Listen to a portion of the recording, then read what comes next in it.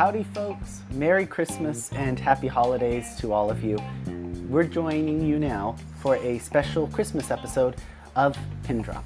Myself and Diego are Christians, Nick is Jewish obviously, but we do a very worldly sort of show here, and so we wanted to take a moment to discuss some Christian groups and what's happening with them right now. Diego and I will both be talking about Christian groups that are minorities within their geographical area, and Nick will also be filling us in on an important recent schism and how that's affecting the war in Ukraine and broader geopolitics of the Orthodox world. So we're going to get straight into it with Diego leading the way with something that I think is very timely, the Holy Land, which is of course at war right now. It is the Holy Land because it's not only a holy area for Christians, but also for Jews and Muslims.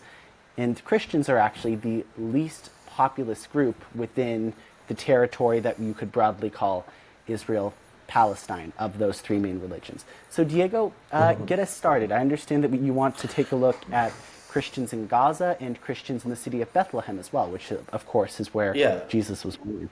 Yeah, that's right. And as you mentioned, Palestinians are, of course, a minority. They're, depending on how you look at it, if you're going on the entire Palestinian population of Israel-Palestine, they're about 2%. In Gaza, there's only about 1,000. When you include the diaspora, it's like 6 or 7%. But I mean, of course, the Palestinian Christian population has been very impacted by the war in Gaza. Recently, to the point that recently Pope Francis condemned attacks on civilians in Gaza, especially with the focus on Christians, calling it terrorism.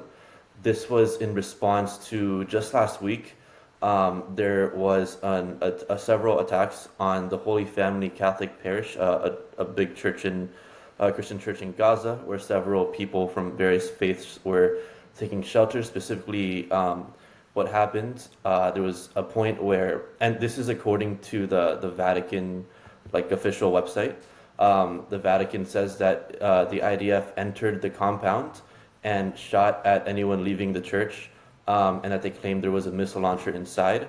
And in one event, an Israeli sniper killed two Christian women, Nahida Khalil Anton and her daughter Samar, who were people at the church claimed they were trying to use the bathroom in the convents within the compound.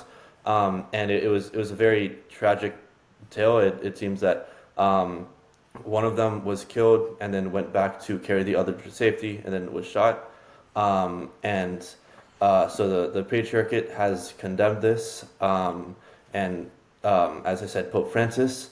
And then later on, a rocket fired by an IDF tank struck the convents, 3 rockets actually, where they were sheltering over 50 displaced people. And fortunately, no one was killed, but it rendered the place uninhabitable. So all these displaced people, some of whom needed respirators, were kind of just not really well cared for. I'll add in one story real quick if you don't mind. Yeah. I'll add in one, which is I know through family connections that there was also an Antiochian priest who was in an Orthodox church at a time when it was also hit by an airstrike. I don't know that it's been confirmed in his particular instance whether it was the ADF I or think whether it was something launched from I know Gaza. which church you're talking about. This is the other the other very tragic incident that happened on October 21st. I believe this was Saint Porphyrius Church, Yes, St. which is Porphyrius, Gaza's and the oldest priest of this church. church. He was actually he's actually the uncle of my brother's girlfriend, which is kind of Oh, a wow. connection I didn't realize I had until, unfortunately, Yeah. he passed away. Did he passed away in Gaza? I believe he passed away in the strike that happened, in Gaza, Oh, wow. because of the war. Yeah. So Yeah, it it's killed but yeah, I'd love to hear more because I've actually not heard a whole lot about the incident. So the strike actually killed 18 people. Israel said the church was not the target and that it was trying to hit what it claimed was a Hamas command and control center, but the command and control center was the building next to the church. So it seems like what happened is that the strike hit a building right next to the church, and the blast was so big that it caused one of the walls of one of the buildings, or the roof, to cave in. And I mean, there's a bunch of people sheltering there, both Christians and Muslims, who have historically have like a lot of solidarity in the Palestinian movement. And yeah, I mean, 18 people died, and this one, so the Orthodox Patriarchate called it a war crime, and this one Israel admitted to and seemed to suggest it was like it's an accident. Whereas the first attack I mentioned, Israel denies it, but the Vatican says it happened. But yeah, those were like the two main incidents in Gaza that killed a lot of Christians. I mean, it's very sad. There was one based on the people who were there. There was one like statement that I think was very striking, which was this guy Ibrahim Jassan said that they're gonna continue sheltering in the church and not abandon it. And he said, "We were baptized here and we will die here."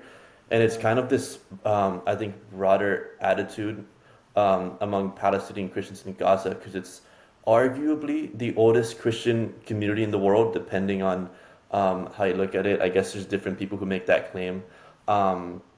And I mean, they kind of seem to see themselves as the group who has withstood like thousands of years of different events. And now with the various wars that have happened since Hamas took over, and the current war, they're kind of fearing extinction. So there seems to be kind of a commitment to like not like lose their community after all this time. Yeah, that's very interesting. I'll say that as when I've watched interviews with Christians who are in the Holy Land, I don't know about Gaza particularly, but especially in the West Bank, it's really often brought up the extent to which it's such a religiously important place. Like you think about folks in Ukraine or folks in America, folks in a lot of countries, and there's often an idea that I'd fight and die for my country, and a lot of that's because like this is where I've established my roots. Maybe it's because this is my ethnic country. But for a lot of people who are choosing to stay in war zones, and of course Gaza, they're not being given much of a choice as to whether to stay, unfortunately. But a lot of that religious significance is a really big role for a lot of these communities, I know, because it is the center of the Christian world. Diego, Yeah, and I mean yeah, go ahead. Oh no, I mean I just wanted to ask you a question, and it might be a little too broad, but I remember from a professor of mine who was talking about Israel and the war in 1948, that one of the reasons for Ben Gurion and the sort of proto-state that was going to become Israel after the war, not ordering any expulsions of Arabs from Nazareth in the way they had expelled Arabs in places like Beersheba and across the territory, was because Ben Gurion was worried about blowback from the Christian world, about deporting or expelling Arabs who are Christian Arabs from Nazareth, one of the probably one of the holiest cities in Christianity. Yeah, no, that is true. Yeah. And it reminds me of Pope Francis now, because Christians are being attacked, and he might feel a special obligation to speak up on their behalf, and Catholics in particular in this case. When you talk with people in the West Bank who are Muslims or Christians, did you find any, I don't know, maybe tension around that the Christians are paid more attention to in the West? Because I think Lebanon, I've read about this as sort of a source of tension, that the Lebanese Christians have better ties to the West, and there might be some tension over that. Well, or just the sentiment that, maybe Palestinian Christians want to take advantage of their ties to the West in order to advocate for Palestinians writ large. What I witnessed was more like solidarity across religions. I mean, Lebanon's a very different dynamic because it's also sectarian, of course. Like the Christians consider themselves Maronites. So it's not like there's like less of a common Lebanese identity, whereas in Israel, Palestine, there is like a common Palestinian identity. I mean, in fact, some of the biggest proponents and leaders of Palestinian nationalism in the pre-state period were Christians. But now in Gaza, it's interesting to look at because you have Christians living under the rule of a jihadist regime. And it seems like Hamas itself has not, from what I've read, has not really sought to cause trouble, at least not as like a top-down policy. But there have been some incidents of extremist jihadists attacking the Christian community after the takeover. And this is kind of more related to what you were talking about, in relation to something the church did, because in 2006, Pope Benedict quoted this medieval scholar who described Islam in a poor light, and in response, some militants attacked 5 churches in Gaza. But then right after, Hamas denounced the attack, so it seems like it wasn't like coordinated by them. But in a more like egregious incident in 2007, the last Christian bookstore in central Gaza was firebombed twice, and then its owner, who had faced death threats in the past, was kidnapped, tortured, and then murdered by jihadists. But then Hamas condemned the murder right after. So it seems, and there was a statement by a doctor later on who claimed that the Christians have good relations with Hamas, and he has Hamas patients. So it's kind of difficult to tell exactly how the relation is, but from what I'm gathering, it seems like while Hamas is like a violent jihadist organization, it seems like they from the top down, they don't really create problems with the Christian minority. It seems like there might be some like rogue militants or jihadists who do. But then within the West Bank, yeah, it really seemed like a lot of Christian Muslim solidarity. I mean, in Jenin, for example, my friend Youssef, who's a Muslim, took me to the Christian church, and the guy running the church was like one of his best friends. And you went on the tour in Ida camp with me. And I mean, you saw how Marwan Al-Faraji, who's like a big community leader, described this sense of solidarity. So yeah, it's not really like what you see in Lebanon, I guess. Yeah. So although I'm the curious. church and Israel have had issues in the past. Yeah, And Go would ahead, you Adrian. argue that definitely have. Even I'm aware of those. specifically? I Yeah. mean, there's been a lot of reporting on specifically anti-Christian sentiments in Israel being on the rise. We had like this video that circulated of ultra-Orthodox youth spitting at Christian pilgrims in Jerusalem. The Armenian Yeah. Christian community in Jerusalem has issues really often, and often feel Yeah. really intense threat from sort of right-wing elements in Israeli When society. I was there was an incident where an Armenian establishment was either like it was either vandalized or like someone threw a Molotov cocktail or something like that. Like no one died or anything, but Yeah. yeah, you do And see the videos sometimes of some like ultra Orthodox Jews like spitting at churches or nuns, but at the same time like those guys are like an insane like minority, I feel, and like no one like everyone like thinks those guys are like annoying except for well, those guys themselves. I'd say maybe not everyone, because Itamar Ben Yeah. Gvir, everyone's Oh favorite, yeah, but but like he everyone called spitting at thinks that Christians a proud Jewish tradition. yeah, because Itmar Ben Gvir is like a psychopath, and Yeah, he's like also in the governing party, though. Wow, you're very yeah, diplomatic, so aren't you, Diego? yeah, man, I, maybe you're if right I then. can, Yeah, I think you are right. It's becoming more of like an issue beyond just like a crazy minority of people now that Yeah. like these absolute psychopath Kahanists are in government. And it's interesting seeing rhetoric on social media, because you do see some Christian accounts, or like you'll look at the comments and they'll kind of be criticizing like Christian establishments, like especially like the evangelicals for being so strong in support of Israel, because they're like, it seems like the rhetoric they say is like, oh, it seems like Israel doesn't really care too much about the Christians. So it's interesting, and it's interesting to see if it provokes like a wider change. Yeah. I'm curious to hear, Diego, one more thing before we move on to Nick and your descriptions.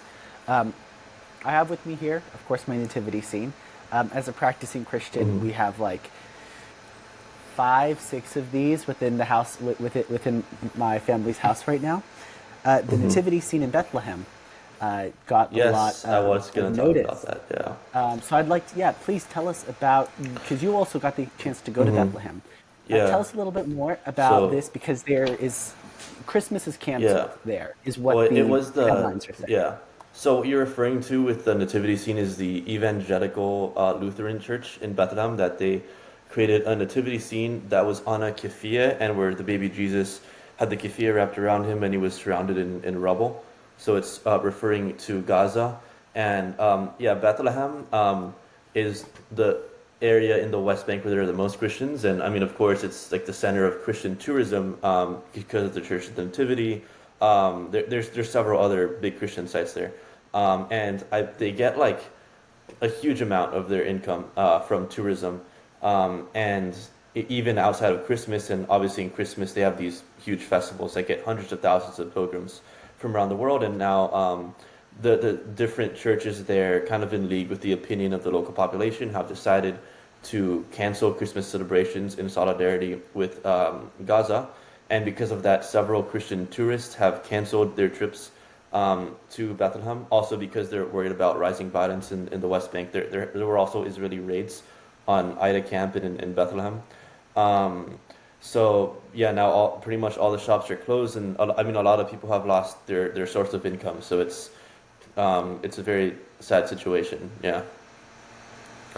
Yeah, and as I'm sure, as you've told us many times, I think it's kind of a reminder as well that this is a very real living community that isn't just a reflection of the Christians that go there for their pilgrimages. And to any of those, including myself, who intend to go there someday, as you always tell Nick and I, it's worth not going on just a pilgrimage tour and to really actually get out and meet the folks in these communities. Honestly, like kind of seeing the way Christian tourism is handled in Israel-Palestine was something that kind of like disgusted me a lot and made me kind of angry because like I feel like I grew up in Catholic school for most of my life, and I mean you kind of get taught about like I think the message of Christ and kind of being active in the world, but then it seems like a lot of Christian tourism kind of views cities like Bethlehem and Nazareth as cities that kind of exist in the past and not in the present.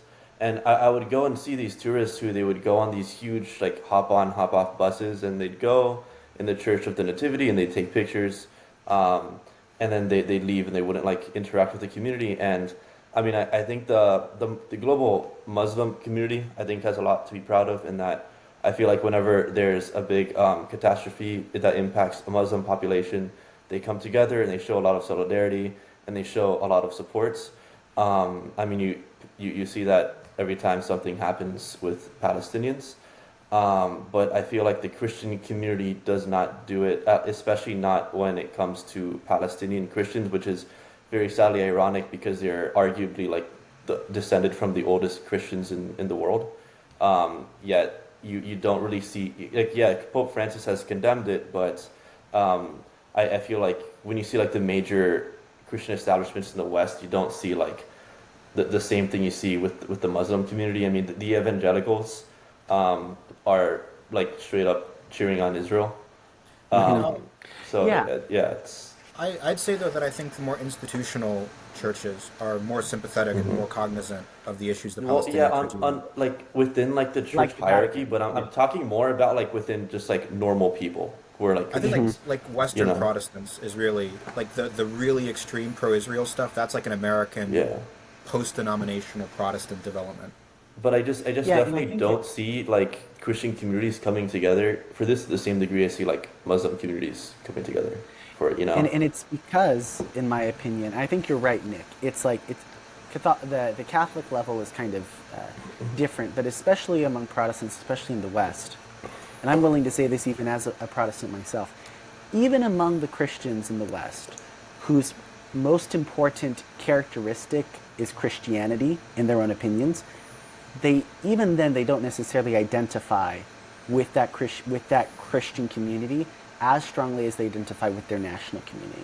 And I think that's where we get this separation with, like you said, Diego, the Muslim community internationally tends to have a lot of brotherhood in being fellow Muslims. Christians, even those like me who are very Christian, in my head I identify as American, and I don't feel that intrinsic connection to knowing what Christian communities, even of my own Baptist sect, are doing, like in, heck, even other states in the U.S. And maybe that should be different, but it's I feel like that is a common characteristic. If I may move us on here with our time, Nick, we're going to shift from the Holy Land to another war-torn area right now, Ukraine. And there is an interesting religious schism that has been in the makings there since 2014. And yeah, please give us the rundown. Yeah, sure. From one war zone to another, I guess, right? So yeah, I want to talk about sort of What the a cheery drama. Christmas message. Yeah. So I want to talk about the drama and political infighting over the future of Orthodox Christianity in Ukraine. Most people are probably aware on some level that Ukraine is an Orthodox Christian country, an Eastern Orthodox Christian country. What a lot of people probably don't know, however, is that there's been a lot of fighting over what exact kind of church is going to be the dominant church in Ukraine. Historically speaking, the Ukrainian Orthodox Church was the dominant church in Ukraine. And this church was subordinate to the Russian Orthodox Church, right? So especially during the Tsarist period, this was very important. This was a mechanism through which sort of Moscow tried to assert more control over its territories, was by way of the Russian Orthodox Church and its various sort of subsidiaries around the Tsarist Empire. This became a huge issue post-independence, especially among the more nationalist crowd in Ukraine. Ukrainian nationalists have historically not been super dominant in Ukrainian politics. And so for many of these nationalists who are a minority, the fact that their central church continued to be in communion with Moscow was a big problem, especially as time went on and the Russian Orthodox Church became increasingly associated and supportive of the Putin regime, and as tensions worsened between Russia and Ukraine. A big point here is 2014. 2014, you have this pro-Western revolution in Ukraine, and obviously Russia comes in and snatches Crimea and foments a rebellion in the Donbas region.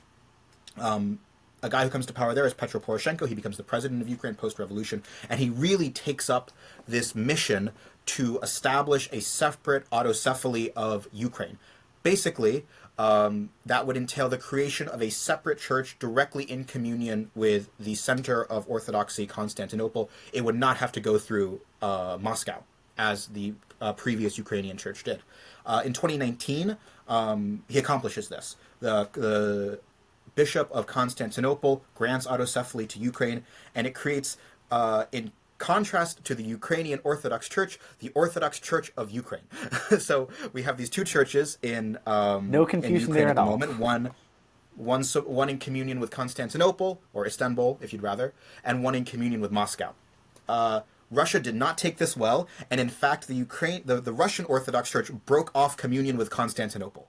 So the Russian Orthodox Church is not currently in communion with the center of Orthodoxy, but the Orthodox Church of Ukraine is. Now, this really ratchets up in 2022. The Russians invade Ukraine in full force, and this stirs anti-Russian sentiment on like a level that we had never seen in Ukraine previously. If you do polling of Ukrainians prior to 2022, you get large percentages of Ukrainians who say that they, on a personal level, quite like Russians, that in many ways they like Russian culture, that they consider themselves having some special bond with Russia on a cultural level. After 2022, after the full-scale invasion in February of that year, that dissipates. And a lot of Ukrainians have this wholesale hostility to anything associated with the Russian state. This has pretty big implications for the religious politics of the country. So over the course, since 2019, and it's really stepped up in pace since the full-scale war broke out, a lot of individual parishes are switching affiliation from the Moscow-backed church to the solely Ukrainian church. And this has all sort of gotten steeper and steeper. Over the course of the war, there's been a lot of concern among Ukrainian policymakers about collaboration between clergy of the Russian-backed church with Russian invaders. And in fact, over 60 priests and monks and people affiliated with the Ukrainian Orthodox Church, the one affiliated with Moscow, have actually been charged on a variety of crimes. There are accusations that within occupied Ukrainian territory, and in fact, there's quite a famous case of this in Bucha, that local clergy of the Russian-backed church actually assisted the Russian army, which is very, very severe. And this has all sort of come to a head this fall.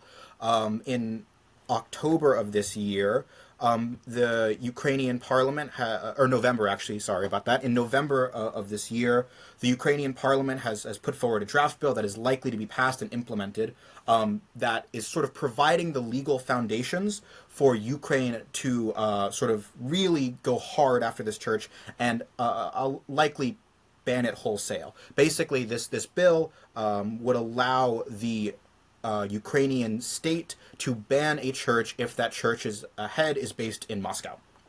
Within Ukraine, especially within the parliament, this has been a pretty popular bill. It passed quite easily. A small minority opposed it. Zelensky is supportive of it as well. There are some people in Ukraine who are very upset about it. There were lawmakers who spoke out against it, lawmakers who are not in any way, shape, or form pro-Russian, but who they themselves feel some kind of attachment to the previous Orthodox Church of Ukraine, even though it's affiliated with the Russian state. The Ukrainian Orthodox Church obviously opposes it because they do not want to be banned, and because they claim to have broken off all ties with the Russian Church in 2022. Though this is actually contested by a variety of people. Pro-Ukrainian people have really pitched this, or people who are sort of staunch Ukrainian nationalists have pitched this as like a natural conclusion to the fact that Ukraine must sever all ties with Russia, an aggressive imperialist state that has launched a war of national annihilation against them. But I think it's a more complex issue than that, right? And I also think it's a more complex issue than the way it is now being framed within the West by the isolationist and conspiracy theory-oriented right. So the reason I'm really bringing all of this up, the reason why I, even as a bit of a Eurasia watcher myself, learned about this is that I started seeing it pop up in right-wing discourse. So Vivek Ramaswamy has mentioned this during Republican national debates as part of his rationale as to why Ukraine is not a democratic state and perhaps not worth American backing. Tucker Carlson, I can get the quote up. Tucker Carlson said that Zelensky has banned the Christian faith in his country and arrested nuns and priests, which is obviously not true. But that it's is an based exaggeration. on the fact that, yeah, well, he also he brought it up as part of an editorial that he titled "Zelensky is an instrument of total destruction." That's what it's called in the Fox News website. Zelensky is an instrument of total destruction. That might be the one where he refers to Zelensky as a rat-faced drug addict, which many people interpreted as anti-Semitic, because that's a real thing he said. So this is something that has gotten big on the right, and I myself, I've seen TikToks and reels from right-wing, bots or maybe not bots of talking about this issue. So it's getting big on the isolationist and sort of national conservative right. And I think it's a complicated issue, right? I think there are serious people who can take this seriously. There was an article just published in Foreign Affairs in the last few days titled Ukraine has a civil rights problem, or Foreign Policy, I think, actually, not Foreign Affairs, called Ukraine has a civil rights problem, basically talking about the fact, and I think this is sort of the bigger story, right? Like the legal attempts to go after the Russian-backed church in Ukraine is, I think, part of a larger issue that more and more people are dealing with on a serious level, which is to say that when the war started, Ukraine declared martial law, right? That's meant a variety of things. Less media freedom, less local elections, all this kind of stuff. And most people within Ukraine and in the West were fine with that. They understood that when you're in a total war like this, you can't run your society normally, really. As time goes on, however, and it seems as if the war is not wrapping up anytime soon, more and more people, both within Ukraine and without Ukraine, are going to become more critical of this kind of stuff. We just had the mayor of Kiev, Klitschko, who runs the Udar party, which is a relatively small party, but he's pretty popular in Kiev and nationally. He has critiqued Zelensky for what he termed sort of authoritarian backsliding and spoke about this. More people who are serious writers and serious thinkers are talking about this kind of stuff. So I think it's something worth keeping in mind, and I think we also should be careful to talk about it a little sensitively, because I don't think we want to play into right-wing and conspiratorial ideas that Ukraine is an authoritarian state on par with Russia. It's never been a full democracy. There's always been a lot of issues in Ukraine in terms of democracy. It's never been an authoritarian society like Russia, and so I think we should be careful. We should talk about this issue, but I think there should be sort of care around the discourse to make sure we don't feed into those ideas. But I think definitely something to keep your eyes on, and a bit of Christian news that is complicated, but I hope I unpacked it in a digestible way. Yeah, so I'm pretty curious because obviously Christianity has a very, very long presence in Ukraine, as we saw in our trip there. So I'm curious, when was the Russian church established in Ukraine? Because I'm sure is this something that, like, I'm sure it long predates like the sort of Russia-Ukraine issues of like the 20th century, right? Yeah, I mean, Ukraine has a long and complicated history with Christianity. The Ukrainian Orthodox Church, this is the Russian-backed church, it has been the central Orthodox Church from, the Tsarist period up until just recently. And actually, I did some reading on this. People who claim membership, it sunk starting in 2014. In like the year before the war, 2021, 20% of Ukrainians claim to be affiliated with the Russian-backed church, versus I think probably 40% who claim to be affiliated with the new nationalist church. The number of Ukrainians in recent polling who claim to be affiliated with the Russian-backed church now, it's 4%. This church is deeply unpopular among most Ukrainians. Would you say that this is a break with the Russian Orthodox Church? Would you say this is like a break with something that was kind of ingrained in the Ukrainian national identity since it's been there for so long? I think most Ukrainians are Orthodox Christians and strong believing Orthodox Christians. I think until the war started in 2014 and then more so in 2022, I don't think most Ukrainians thought about whether or not their church was associated with Moscow or Constantinople. Okay. Unless you were in the nationalist circles, which traditionally the nationalist circles of Ukraine in historic regions like Galatia, these were regions that were more secular and also Catholic quite often.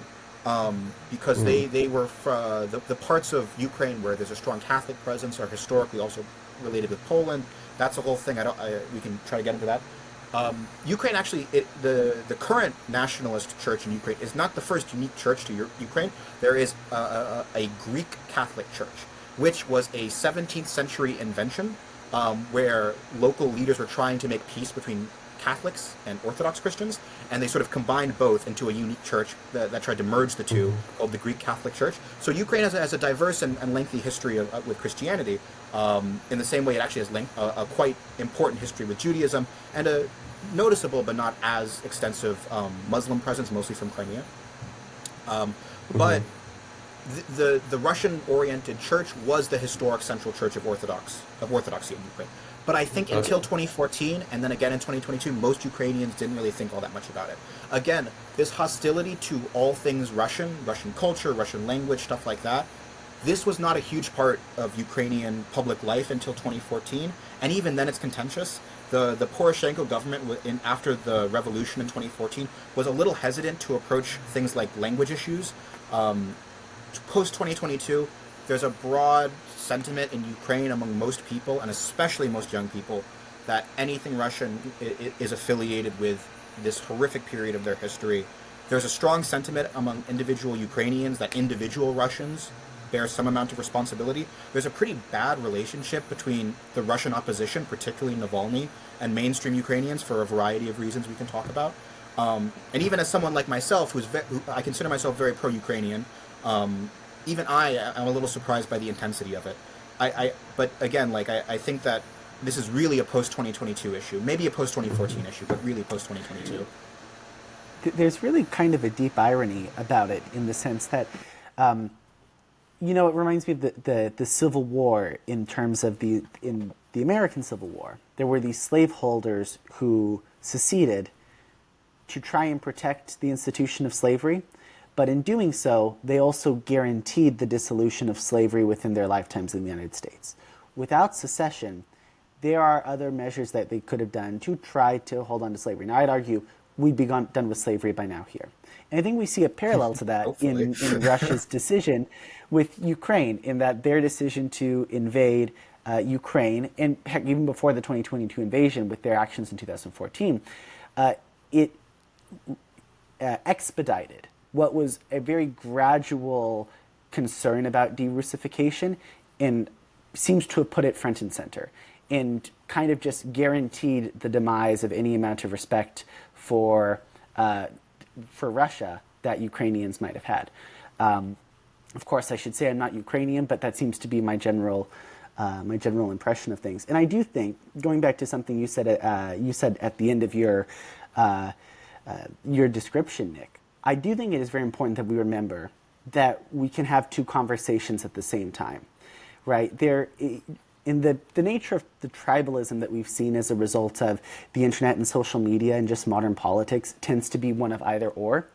But I do think that there is very real room to have conversations about completely supporting Ukraine while recognizing that it is not a full democracy and it does have civil rights problems.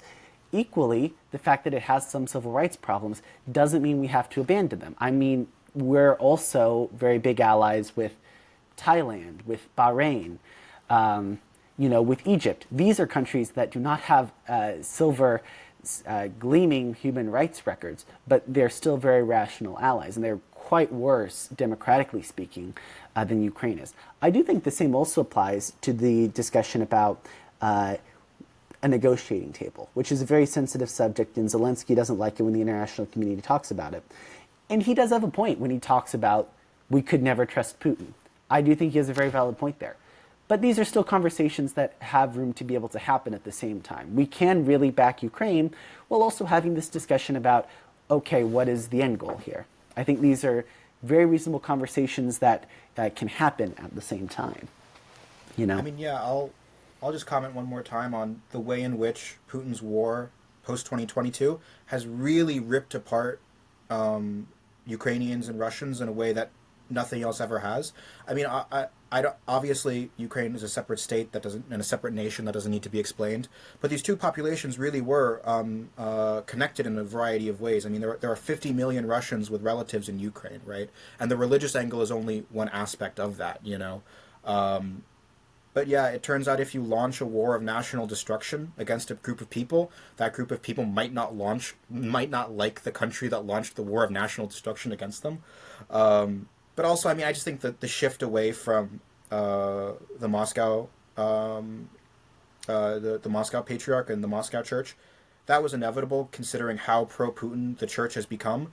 I mean, you have priests of the Russian Orthodox Church doing baptisms and blessings onto the tanks that are going to kill Ukrainians. So I mean, I don't hold the Ukrainians too. It's hard for me to judge them too thoroughly on this. And even post 2014, I think the transition away from the Moscow Church was probably inevitable. Indeed. So we've gone from talking about Russia and Putin's usage of the Orthodox Church and Christian religion in that way as a tool. I mean, I also think about how he declared a unilateral ceasefire on Christmas Day, on the Orthodox Christmas Day. He uses religion as a tool in some ways. And I mean, I think it's easy for Americans to forget that after the Cold War, while we were getting more agnostic and atheist, the former Soviet Union was often getting more Christian. Now, I say that as a segue to my group that I want to talk about, which is Protestants in China, because the CCP, the Chinese Communist Party, also tries to use religion as a tool, and yet ironically, they are an openly atheist government. They believe that their state is officially atheist. Their ideology is against any religion. They're communist. So I might hear you already thinking, what the heck? This sounds like a complete contradiction. And it is, and it's a really hard thing to explain. So again, the CCP is no friend to religion. But I think a good comparison would be like Macau and Hong Kong, in terms of Macau, which has always been very happy to cooperate with the CCP, has not really had any major crackdown, any major overhaul of its autonomy, because China has not needed to crack down, because they've always cooperated. Whereas Hong Kong, which particularly from 2019 started resisting, in response to that resistance, the CCP, the government in Beijing, really started repressing civil rights in Hong Kong, started pushing their authority even more forcefully. We see the same thing with religion. Generally speaking, there are three different ways that the CCP can approach religion, and likewise there are three different ways that religious organizations can respond to the CCP. On the CCP's choice side, there is recognizing. They can just accept that a religion exists and that an institution exists. They can tolerate it, basically look the other way, or they can actively try to suppress it, ban it, outlaw it. This is sometimes characterized as red, black, or gray religions. Red meaning it's endorsed by the party, black meaning it's outlawed, gray meaning it's kind of like somewhere in between, but they let it happen. Likewise, religious organizations can respond in a number of ways. They can choose to cooperate with the CCP. They can choose to resist the CCP, and they can choose to just kind of like ignore, avert the gaze of the CCP, avoid. And you can see already how these different options can match up in certain ways. If a religious group tries to cooperate with the CCP might choose to recognize it. If a religious group resists the CCP, then they're more likely to suppress it. And if they just kind of try to avoid the government, well, then the government, might say, all right, as long as you stay in our good graces, it's going to be fine. So I want to talk within that context about two churches in China, one of which is an official recognized church by the Chinese Communist Party, and the other which has had kind of an interesting road between the gray and black zones that we're talking about. So on the official side, there is what's called in English the three self-person movement. So the three selves by the doctrine of this church, which started shortly after World War II in the Mao Zedong years, are self-governance, self-support meaning finance yourselves, and self-propagation, meaning within you proselytize within your own community. In other words, the entire point about the TSPM, as it's called, Three Self-Persons Church, is that it's free of foreign interference. Everything is conducted domestically within China. Like you might expect, this means they're very anti-imperialist. So when China and the Communist Party is deciding, okay, what are we going to do about this religion thing because people in this country are religious, they ultimately decide they're a little bit afraid of it because people who are quite religious often have a lot of motivation, and their whole state thing is religion is nonsense, so religion is a very powerful thing, and religion is going to be our enemy. But they decide that trying to stamp down on it is too dangerous because, number one, particularly with Christians, the West could give them a lot of blowback, and number two, religion, again, can be a very motivating thing for those very religious, so it can severely risk a revolution, or an attempted revolution. And especially when these religions often appeal to very wealthy people who have their basic necessities taken care of, and so they can start to think about things like spirituality more frequently. These rich and powerful people who are sometimes very important within China. So they decide they want to endorse and have an official church because their hope is if people will migrate towards this one church that is relatively in line with CCP ideals, then it will prevent the much worse churches that are going to be much more against the government. So they endorse the TSPM because, okay, they're also anti-imperialist. That's good. And so that's essentially the story of the TSPM. And it's interesting because you read their statement of faith, and 90% of it reads like any other Protestant sect that you would expect.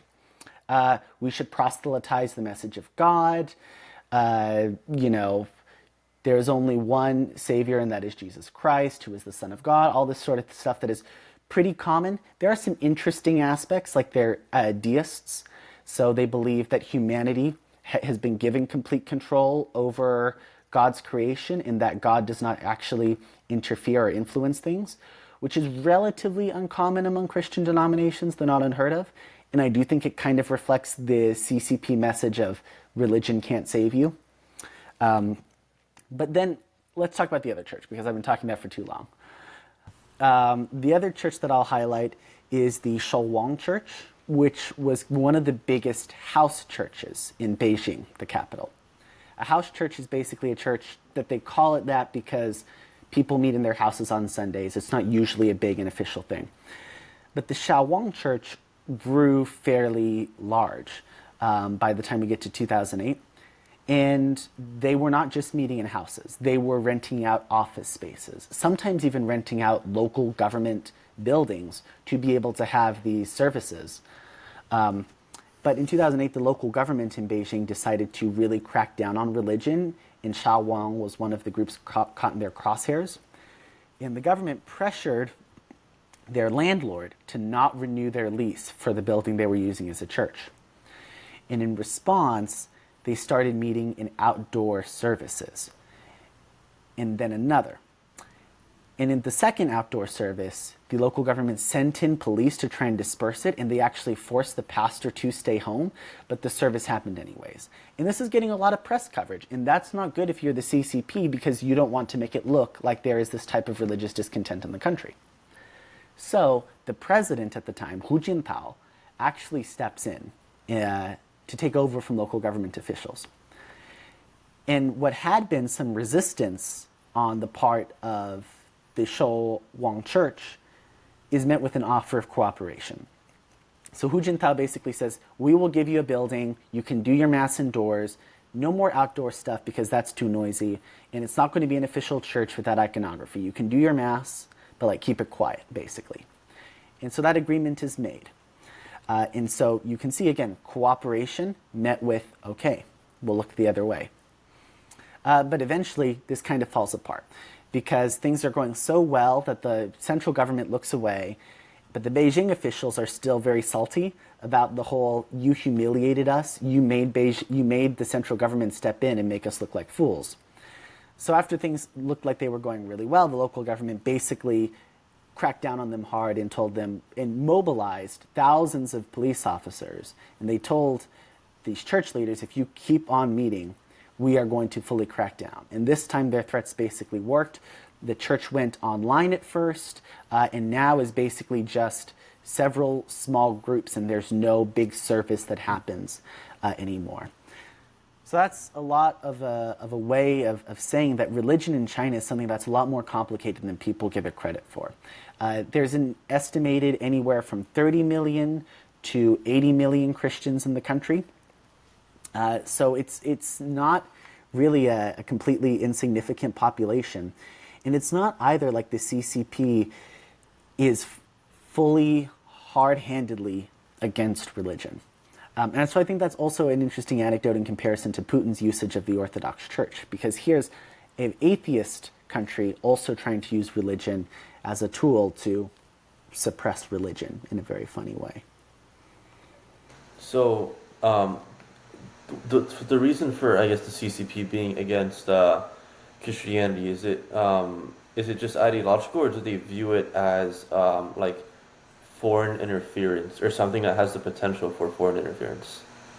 Yeah, that's a very good question. Mostly ideological is the answer. It's a matter, they've kind of got themselves in this corner being an atheist state, where religion is therefore your enemy. If you change your side, then all of the atheists who support you are going to be upset because you're going against the communist revolution that originally happened. By contrast, if you crack down really hard on the religion, then not only is the West going to be mad at you, but so will domestic people of faith. So it's a lot of ideology and the practicalities that ideology creates. The reason Christianity tends to be especially concerning, because they tend to be very chill about Buddhism for the most part. Tibetan Buddhism is another story, but on the whole, they're pretty chill about Buddhism. The thing about Christianity is that there is the interconnectedness of the economy. And so when you look at a lot of the Christian population in China, they're wealthy entrepreneurs who, through their contacts with folks in the West, have come to find Christ and find a lot of, they will actually often cite Max Weber's theory of the Protestant work ethic and say, we have been successful in business because God has blessed us, and they find this connection with their religion and their income. And these are very wealthy and relatively powerful people as a result. So that's the other reason they're concerned about it, is because Christians in China are very often middle and upper class people, usually not lower class people. So they carry more sway over potential change in government. Do you find that there's any party members themselves or the children of party members who get interested in Christianity? Because I would imagine that would be an even worse issue if there was political or politicians or the families of politicians who are getting who are converting to Christianity. Yeah, so there's a lot of interesting things about this. Short answer is it's not. I do not know of any evidence that there are any actual high-ranking party members or their family members who are Christians. There are party members who are. We know about this. The Shou Wang Church, some of its members were actually party members. There is an interesting story about one particular church, which is the Zion Church, which no longer does exist. But at the same time as Shaowong was being cracked down on very heavily, they were allowed to continue. And it's interesting why. Their head went to missionary service, learned how to be a pastor, that is, at a TSPM service through their program. The Chinese government is actually financially supporting their missionary there. So in other words, this guy, through this process, was able to rub some shoulders with relatively important local officials. And so because of that, even at the same time that this church was writing letters expressing their solidarity with Shaowong and other churches that were being suppressed, they got away with it for years longer because they did have relatively important connections. The other interesting example, not within the party, would be the city of Wenzhou, which is sometimes called the Jerusalem of China, and estimates range between it having an 11% to a 20% Christian population. And again, a lot of it is the entrepreneurial thing, because it's a very entrepreneurial city. And there in particular, churches have had a lot more success in being more open, like actual church buildings, because these are wealthy people who offer their patronage to these places, and the CCP doesn't want to upset the middle and upper class that much. There's something funny about wealthier people being more likely to subscribe to a religion whose messiah kicked the moneylenders out of the temple. Do you ever find that that's something that these people sort of, I don't know, these converts who are on the wealthy side, they come into conflict or anything like that with? Yeah, it's actually a very interesting theological question, and one I'm well positioned to answer myself in a sense as a relatively wealthy Christian, of a relatively wealthy Christian family. So there are a couple of answers to this. The general focus often is on the verse of, it is easier for a camel to fit through the eye of a needle than for a rich man to get into the kingdom of heaven. And so a lot of these entrepreneurial people will often have an attitude of, through their business, they are doing things like creating jobs. They are providing livings for other people. So one argument is they are doing good work here, and they are using their money for good. Another thing is that very oftentimes they do, even though they're wealthy, they do still give a lot of money. To charity. Again, Wenzhou, a lot of these wealthy entrepreneurs who are Christians are giving a lot of their money to keep these churches going, to furnish them, to put on performances and things like that. In terms of the reason that would be appealing to people, I think one on the Chinese side is better connections. Christians, evangelical Christians in America, many of whom are wealthy businessmen, some of whom are wealthy businessmen, really like to make a big deal about Christians in places like China who are being suppressed. So there is probably a relatively positive angle for business as well, if you can say like, oh yeah, I'm a Christian in China. You can garner some extra sympathy that way. And then of course there are matters of work ethic. Like there is a lot of theological history where you argue that Christianity argues that people who work hard to earn their stuff have a right to keep it. And you could argue that in comparison to alternative religions, which would largely be Buddhism in the case of China, it is one that, at least in theory, entitles you to much more of what you earn.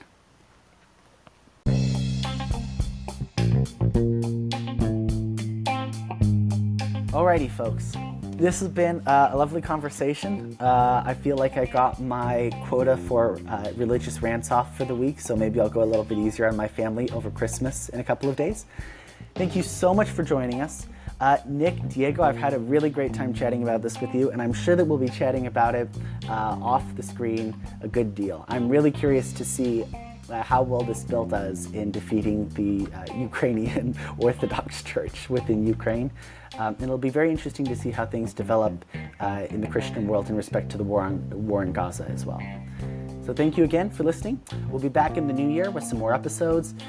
Diego's got some good stuff in store, as we all are working to do for you as well. Thanks as always for tuning in to PINDROP World News. Don't forget to subscribe if you're watching on YouTube, and follow or subscribe on your podcast app so that you're automatically notified when we have new episodes. Also, we have an Instagram, pindrop.podcast, which you can follow to also hear word about new episodes and sometimes participate in helping to choose what those episodes are. We're currently in the process, for example, of polling our listeners and viewers to decide what our fan-chosen episode will be for this season. Thank you very much from all of us here at PinDrop. Happy holidays to you all, and we'll see you in 2024.